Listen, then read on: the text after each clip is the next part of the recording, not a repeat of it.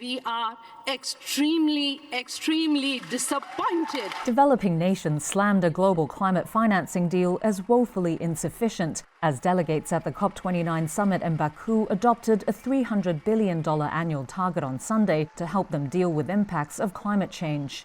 I regret to say that this document is nothing more than an optical illusion. This, in our opinion, will not address the enormity of the challenge we all face.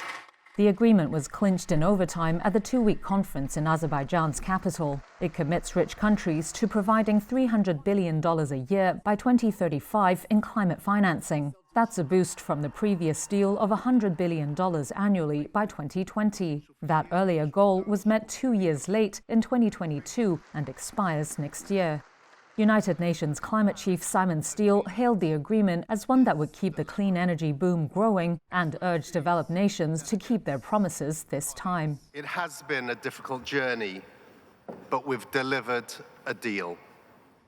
This new finance goal is an insurance policy for humanity amid worsening climate impacts hitting every country. But like any insurance policy, it only works if premiums are paid in full and on time.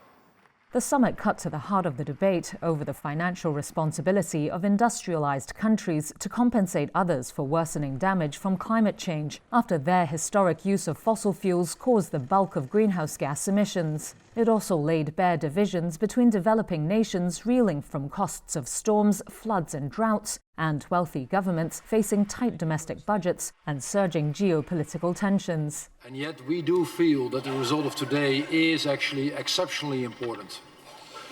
We are living in a time of truly challenging geopolitics, and we should simply not have the illusion that it will soon get better. Negotiations had been due to finish on Friday, but ran into overtime as representatives from nearly 200 countries struggled to reach consensus. Some developing countries and island nations walked out briefly in frustration on Saturday.